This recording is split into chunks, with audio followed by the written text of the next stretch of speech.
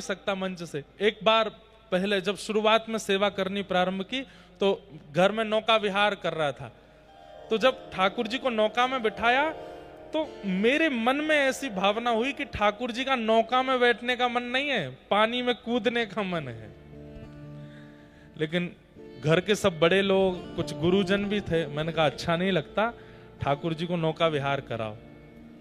थोड़ी देर नौका विहार करते रहे। अचानक से, ये बात पहली बार बता रहा हूं मैं कथा में, कोरोना का टाइम था, एक भैया सामने बैठे, एक छोटा सा, हमने जो छोटे बच्चों का टब होता है ना, उसमें पानी भर के नौका विहार कर रहे थे।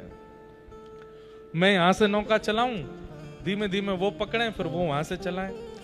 मैंने धीमे धीमे ऐसे लाल जी से कहा, मैंने कहा लाल जी, मेरे मन में तो आ रहा है कि आप कूदना चाहते हो, पर मैं नहीं कूदाऊंगा। आपका मन है तो अपने आप कूद जाओ। और आप सत्य मानिए, मैं, अब आप ये भी कह सकते हैं कि आपने नाव छोड़ी ऐसी होगी कि वो पलट गई होगी, मैंने नहीं छोड़ी थी, सामने से आ रही थी। उसी समय मैं सोच रहा था आपका स्नान का अगर मन है तो खुद कूद जाइए। और उन्होंने जैसे ही नाव चलाई, बिल्कुल सीधी आ रही थी, और अचानक से एक तरफ मुड़ी और श्री गिरधर लाल जी तुरंत नाव में। जैसे ही जल में गोता खाया, मैं दौड़ के, मैं लाल जी गिर गए, लाल जी गिर गए। सब बोले हो क्या हो गया, ठाकुर जी गुस्सा है ना। मैं मनी मन खुश हूं, मैंने, मुझे पता है ना क्या हुआ, इनका डुबकी मारने का मन था, इसीलिए कूदे हैं। ऐसे सब भावनाएं कब प्रकट होती हैं? जब आप अपने ठाकुर को मार्बल का, धातु का, अष्ट धातु का, सोने का, चांदी का नहीं मानते, उनको चैतन्य मानते हो। वो चैतन्य है, वो चैतन्य है। उनके प्रति चैतन्य बुद्धि रखो। भगवान का दूसरा स्वरूप है चैतन्य। हमारे एक शिष्य बैठे हैं अभी यहां पंडाल में, उनका नाम नहीं बोलूंगा। वो हर महीने 30 पर्चियां बनाते हैं, और 30 पर्चियों में लिखते हैं कि ठाकुर जी आपको क्या खाना है। एक पर्ची में इडली डोसा, एक पर्ची में पूरन पोली, एक पर्ची में पंजाबी क्या कहते हैं पनीर आदि, एक पर्ची में आलू पराठा। ऐसे 30 दिन की पर्ची बनाते हैं, और हर दिन अपने ठाकुर जी के आगे सुबह सुबह पर्ची उठाते हैं कि आज आपको क्या पाना है। अब चाहे जो निकल आए उसमें वही बनेगा ठाकुर जी की प्रसादी के लिए। और उसमें भावना क्या है कि ये ठाकुर जी की आज्ञा है।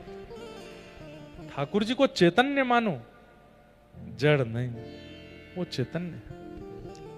नामदेव जी को कैसे मिल गए ठाकुर जी? नामदेव जी के नाना जी वामदेव जी ठाकुर जी की सेवा करते थे। नामदेव जी दूर खड़े होकर के देखते थे, और बस उनकी इच्छा होती थी कि इनकी सेवा कभी मैं करूं। वामदेव जी को कहीं जाना था तो नामदेव जी से कह गए, तुम ज्यादा कुछ मत करना, बस एक काम करना। बोले क्या? ठाकुर जी का रोज भोग लगाना, और भोग लगा के ही पाना। ठीक है। नामदेव जी तो बड़े खुश हो गए। भोग लगा करके जैसे ही ले गए ठाकुर जी के आगे, बोले ठाकुर जी पा लीजिए, बहुत सुंदर दाल बना है, साग बनी है, रोटी बनी है, बहुत सुंदर ये सब सामग्री पाइए ठाकुर जी। और ठाकुर जी तो खड़े हैं, पा नहीं रहे। नामदेव जी बोले आप पा क्यों नहीं रहे हो? स्वाद में कोई कमी है क्या? अरे नहीं नहीं, स्वाद में कोई कमी नहीं है, सामग्री बहुत अच्छी सिद्ध हुई है, सब कुछ बहुत अच्छा है। एक दिन 2 दिन निकल गए तो श्री नामदेव जी सोचने लगे मेरी भक्ति में कोई कमी है, इसीलिए आप नहीं पा रहे हो। नाना जी के हाथ से पा लेते हो, मेरे हाथ से नहीं पा रहे हो। पर उनको कौन बताए कि नाना जी के हाथ से भी नहीं पाते थे ठाकुर जी। लेकिन नामदेव जी इतने बालक थे, रुदन करने लगे और रोते रोते बोले अगर आपने प्रसाद नहीं पाया तो नाना जी वापस आके आपकी सेवा मुझसे छीन लेंगे, और मैं वो नहीं चाहता। छुरी लेकर के आ गए और अपने गले पर रख करके बोले या तो प्रसाद पाओ, नहीं तो मैं प्राण त्याग दूंगा अपने। इतने में ही ठाकुर जी प्रकट हो गए। प्रकट होकर के नामदेव जी का हाथ पकड़ लिया और पकड़ करके बोले मैं इतनी जल्दी प्रकट नहीं होता, अरे कम से कम 3-4 महीने तो मनाते मुझको, 3 दिन में प्रकट कर लिया। 3 महीने में चाह रहे हो कि मैं दर्शन दूं, 3 दिन में। ठाकुर जी प्रकट हो गए, प्रकट होकर के खूब प्रेम से पाया। 3-4 दिन बाद जब वामदेव जी वापस आए और जब थाली लेकर के वामदेव जी गए, ठाकुर जी ने नहीं पाया, तो नामदेव जी ने टोक दिया, बोले नाना जी आप तो यथावत थाली उठा के लिया, ठाकुर जी ने तो पाया ही नहीं। तो वामदेव जी हंसने लगे, बोले ठाकुर जी पाते नहीं है, बस देखते हैं। बोले ऐसे कैसे नहीं पाते, मैं तो पवाता था। बोले अच्छा मेरे सामने पवा के दिखाओ। नामदेव जी फिर आ गए, ठाकुर जी पाओ, जैसे 3 दिन पहले मेरे साथ पा रहे थे वैसे पाओ। ठाकुर जी नहीं आए। नामदेव जी बोले ऐसे नहीं आते, मुझे पता है कैसे आते हैं। गए दोबारा छुरी लेके आए और फिर से गले पर रखी। ठाकुर जी फिर प्रकट हो गए, हाथ पकड़ के बोले बड़े जिद्दी हो, ये बार बार छुरी क्यों रख लेते हो तुम गले पे, हमको धमकी देते हो। लेकिन यहां ठाकुर जी नामदेव जी से नोकझोंक कर रहे हैं, सामने वामदेव जी की आंखों में आंसू। पूरा जीवन निकल गया मेरा, आज पहली बार ठाकुर जी का अनुभव हुआ। धन्य है नामा जो तेरे ऊपर ठाकुर जी इतनी कृपा करते हैं। सीधी बात, मैंने जो कोई भी बातें यहां बताई, इन सब बातों में ठाकुर जी के प्राकट्य का मूल कारण क्या था? भैया ये जिनके भी गोपाल जी हैं इनको ले जाओ और पकड़ के बैठाओ, खूब प्रेम से कथा सुनो, नहीं तो इनके कारण और भी कथा नहीं सुन पाएंगे। जितनी भी बातें मैंने बताई, इन सब बातों में प्रधान बात क्या थी? ठाकुर जी के प्रति चैतन्य बुद्धि, वो जड़ नहीं है।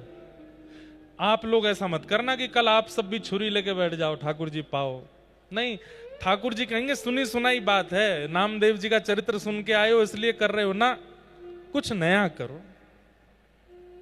और नए में ठाकुर जी को धमकी मत देना भैया कि मैं आत्महत्या कर लूंगा नहीं तो भोजन पर, नहीं नहीं नहीं, ये सब नहीं करना। नवीनता में आप चैतन्य बुद्धि रखो बस। चैतन्य बुद्धि का प्रारंभ कहां से होता है? सबसे पहली बात, ठाकुर जी का आसन। ठाकुर जी का आसन ऐसा रखो विचार करके कि ठाकुर जी इस पर बैठेंगे तो उनको सुख मिले। कई बार हम ठाकुर जी को ऐसे आसन में रखते हैं, उसमें खुद को इमेजिन करके देखो, आप बैठते तो बैठ पाते, उसमें नहीं बैठ सकते, ठाकुर जी कैसे बैठ जाएंगे?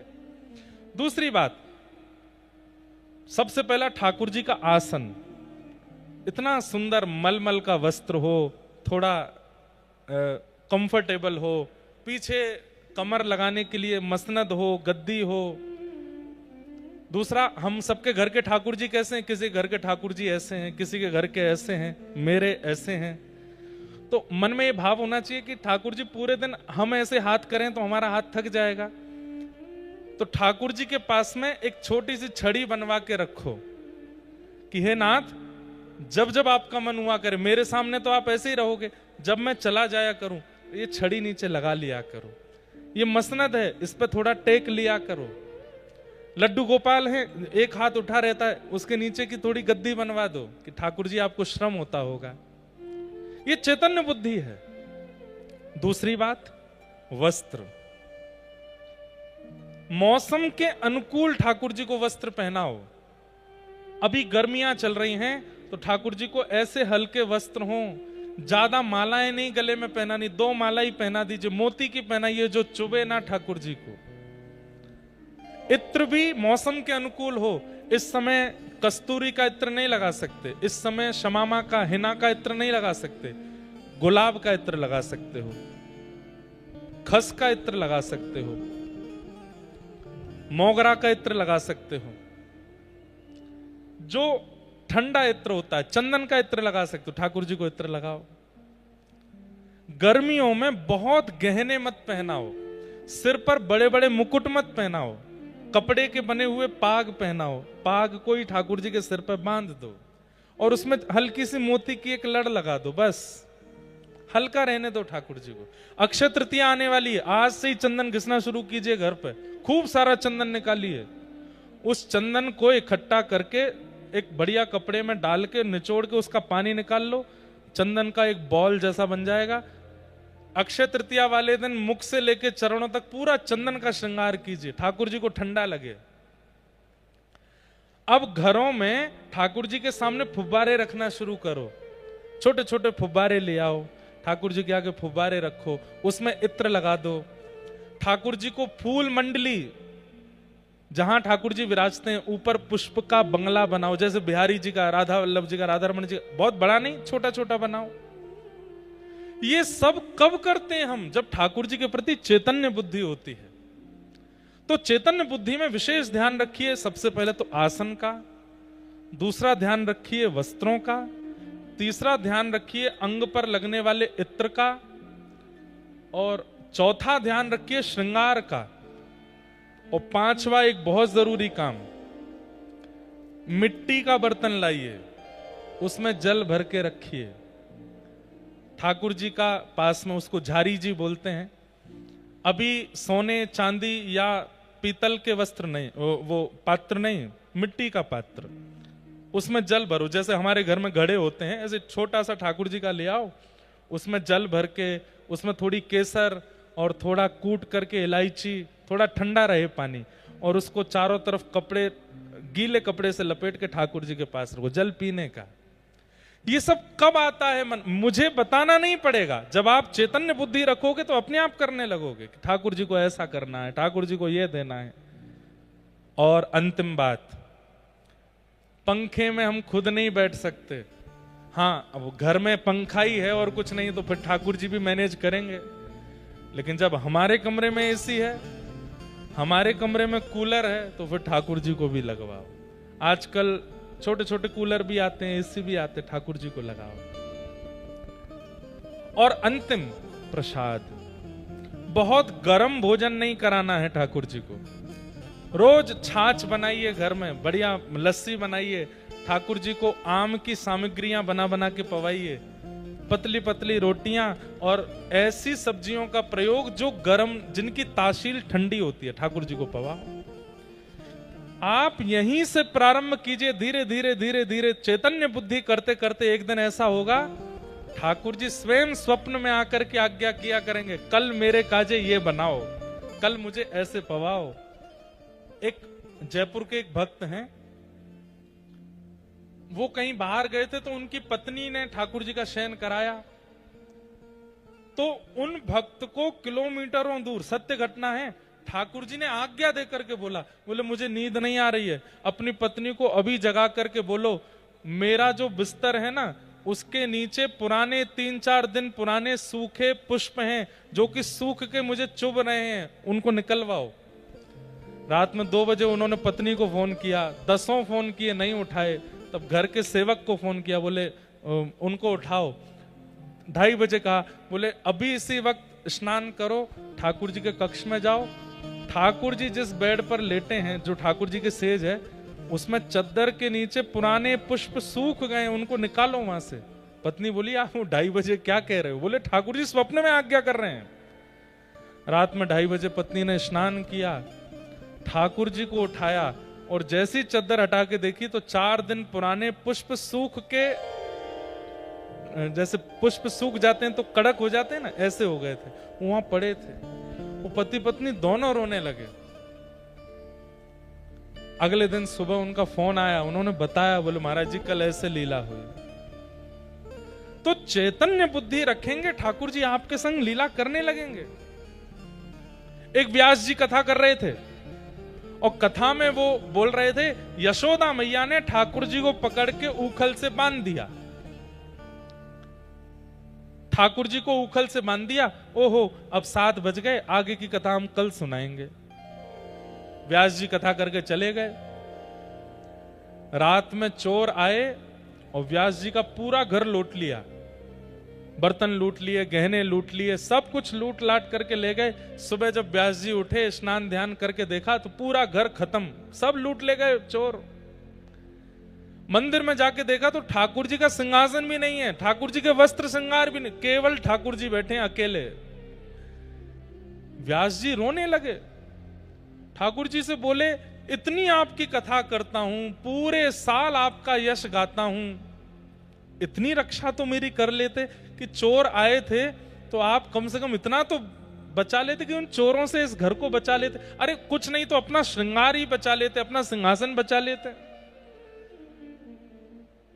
ठाकुर जी बोल पड़े, मेरी गलती नहीं है।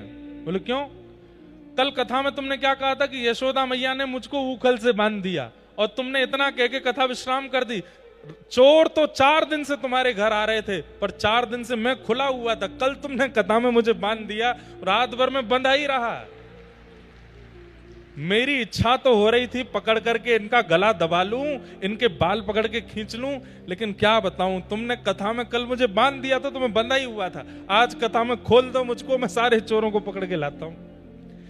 ऐसा कैसे हो सकता है? जब ठाकुर जी चैतन्य हो जाते हैं ना तो सब संभव है, और वो चैतन्य मुझे करना है, चैतन्य आपको करना है। सक्कूबाई ने चैतन्य किया, मीराबाई ने चैतन्य किया, सूरदास, रैदास, सबने चैतन्य किया, पर इंद्रेश चैतन्य नहीं कर पाया। आप चैतन्य नहीं कर पाए हो। धीरे धीरे धीरे धीरे धीरे धीरे वो चैतन्य की स्थिति प्रकट करनी है। ठाकुर जी बोलने लगे, ठाकुर जी कहने लगे, चैतन्य। और जैसे ही ठाकुर जी चैतन्य हो जाएंगे ना, फिर भक्ति का जो सुख मिलेगा, भक्ति में जो आनंद आएगा, वो आनंद अलग होगा। फिर संसार में चाहे जो हो जाए आपके साथ, आपको कष्ट नहीं होगा। आपको इस बात की प्रसन्नता, मेरे ठाकुर जी चैतन्य है मेरे साथ, और वो चैतन्य हमें करना है।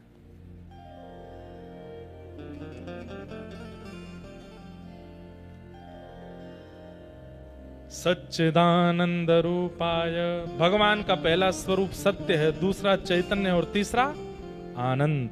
ठाकुर जी आनंद हैं, ठाकुर जी आनंद प्रदान करते हैं, उनका स्वरूप आनंद है। विश्वोत्पत्त्यादि है तब। अब देखो कथा शुरू हुई लगभग 4:30 पौने 5 बजे, अभी बज रहे हैं 6, 6:15 होने वाले। पिछले 2 घंटे में आप लोग इतने आनंद में बैठे हो, नीचे जमीन पर बैठे हो, पंखे की हवा में बैठे हो, लेकिन एकटक बैठ करके कथा सुन रहे हो। क्यों? क्योंकि ये सुख नहीं है, ये प्रसन्नता नहीं है। यहां जो अनुभूति आपको हो रही है इस वक्त, उसी को आनंद कहते हैं, आनंद कहते हैं।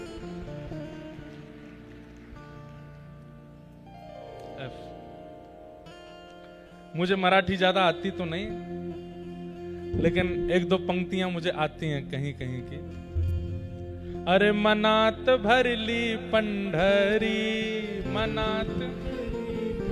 अच्छा देखो, मैं तो फिर भी गा लूंगा, हमारे संघ वालों को तो बिल्कुल ही नहीं आती है, तो इसलिए आगामी 7 दिन के लिए मेरे कोरस वाले आप सब हो, ठीक है?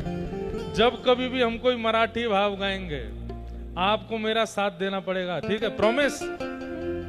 बोलो पक्का, जोर से बोलो पक्का। गाओ। मनात भरली पंढरी,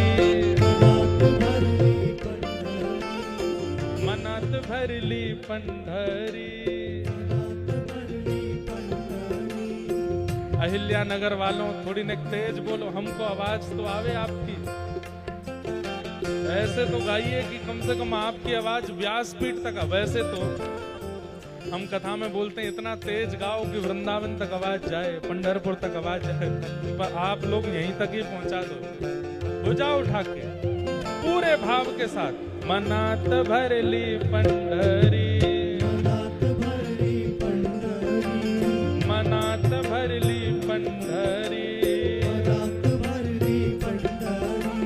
मनात भरली पंढरी। जाइन मणते माहेरी, हे जाइन मणते माहेरी, हे पांडुरंगाच्या दरबारी बाई हासत नाचत, पांडुरंगाच्या दरबारी बाई हासत नाचत, हे पांडुरंगाच्या दरबारी बाई हासत नाचत। नाचत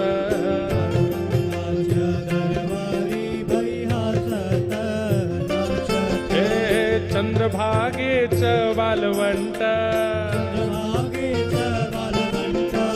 चंद्रभागेच वालवंट तेच अमाच वैकुंठ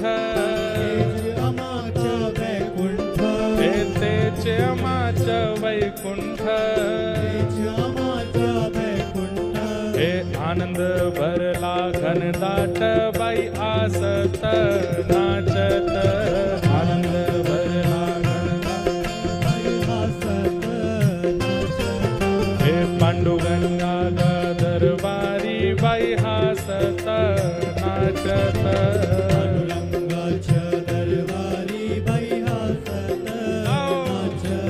हे मनात भरली पंढरी जाईन म्हणते माहेरी हे जाईन म्हणते माहेरी हे पांडुरंगाच्या दरबारी बाई हासत नाचत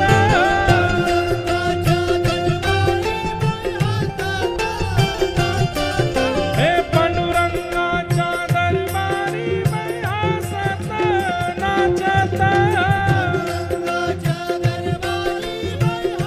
श्री पंढरीनाथ भगवान की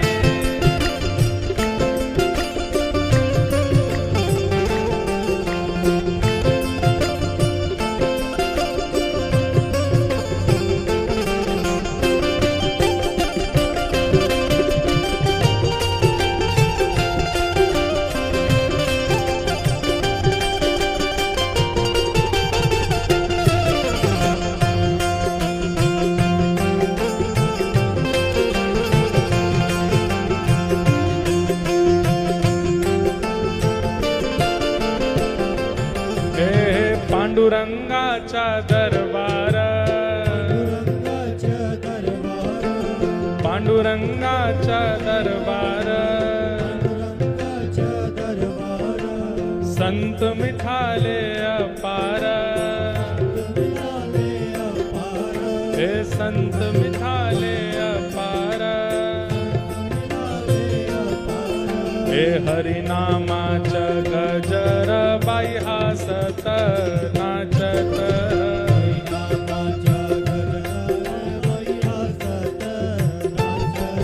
हे हरिनामाच गजर बाई हासत बाई नाचत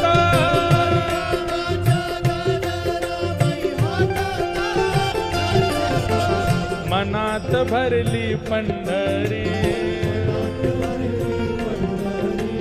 जाईन म्हणते माहेरी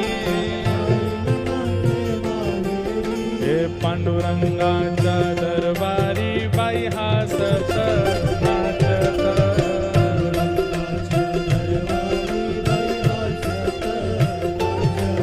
हे पांडुरंगाच्या दरबारी बाई हासत नाचत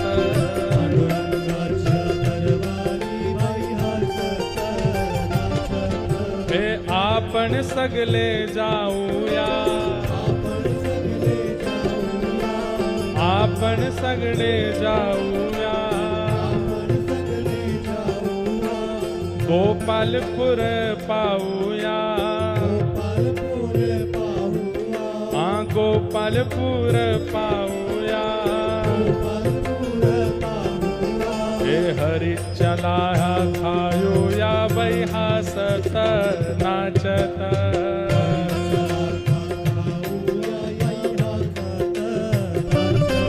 हे पांडुरंगाच्या दरबारी बाई हासत नाचत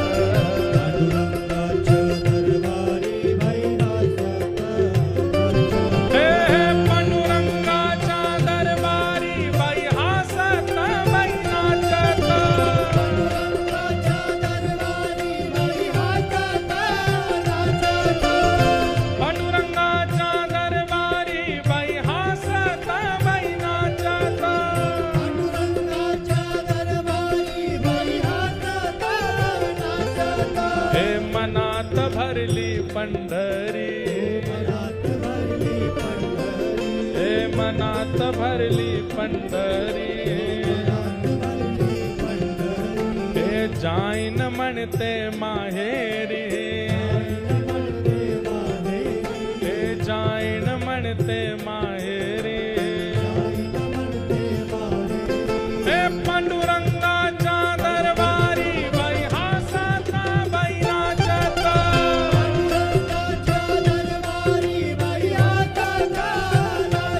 हे पांडुरंगाच्या दरबारी बाई हासाचा बाई नाचता,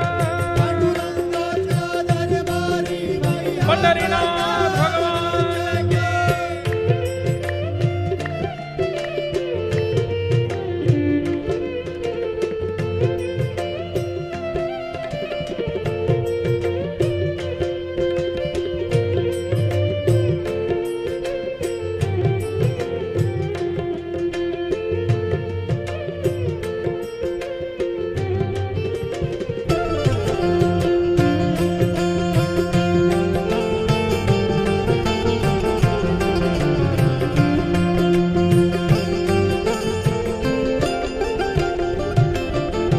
गालात तुलसीची माला, गलात तुलसी, हे गलात तुलसीची माला,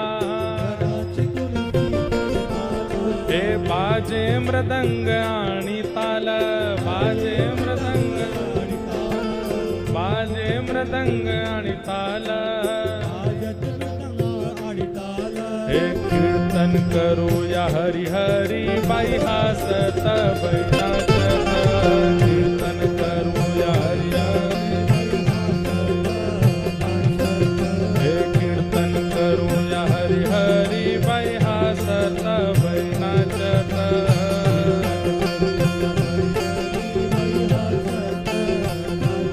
हे मनात भरली पंढरी, मायन म्हणते माहेरी, जाईन म्हणते माहेरी, हे पांडुरंगाच्या दरबारी बाई हासत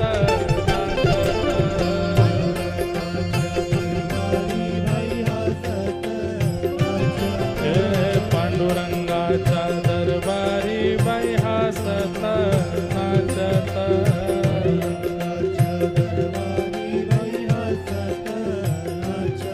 हे पांडुरंगाच्या दरबारी बाई हासत नाचत,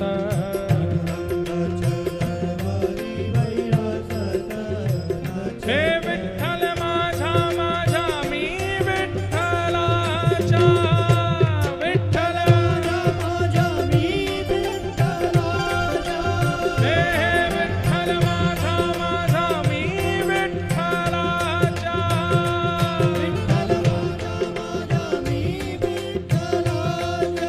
हे विठ्ठल माझा माझा मी विठ्ठलाच्या,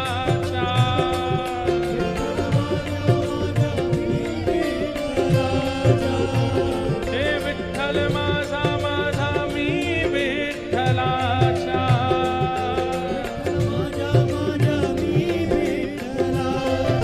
हे विठ्ठल माझा माझा मी विठ्ठलाच्या,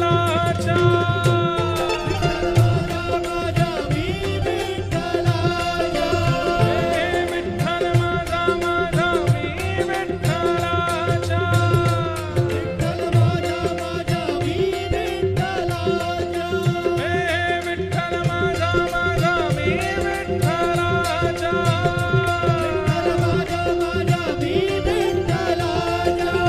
हे विठ्ठल माझा माझा मी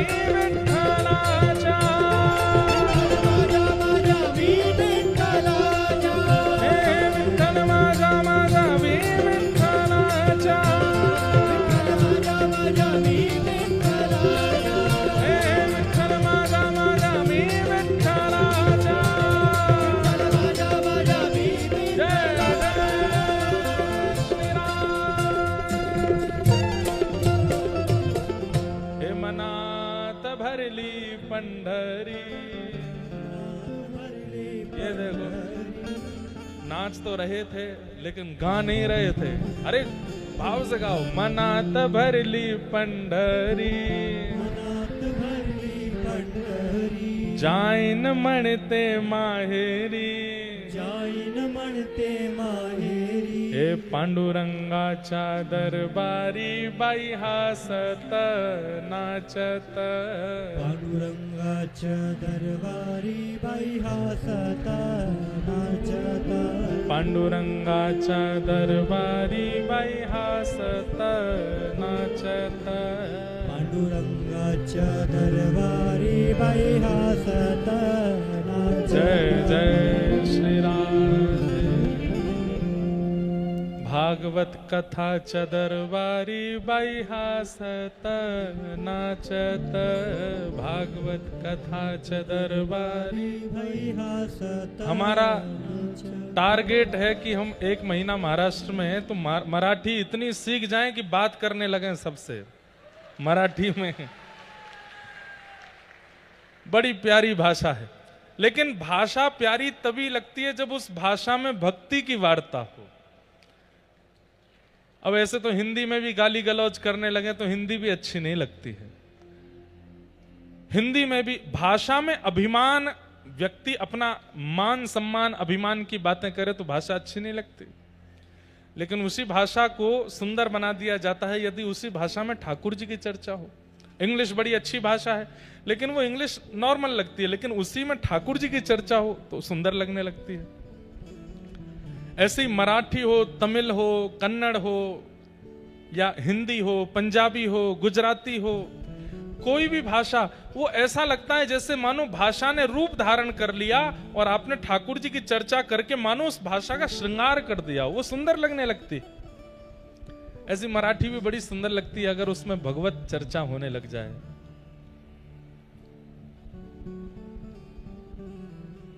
आहा। तो भगवान का ये स्वरूप है, जो आप नृत्य करते हो, जो आप गाते हो, जो आनंद में झूम उठते हो ठाकुर जी के कथा में, दर्शन में, कीर्तन में, ये आनंद ही श्री कृष्ण है। ये भगवान का तीसरा स्वरूप है, आनंद। कथा में, कीर्तन में, संकीर्तन में सोच विचार करके नृत्य किया जाए, सोच विचार करके गाया जाए, सोच विचार करके, तो वो आनंद का स्वरूप नहीं होता।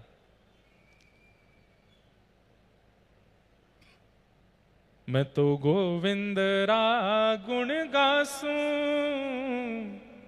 राणा जी रूठे तो मने काय करसी। मीराबाई कहते हैं चाहे जो हो जाए,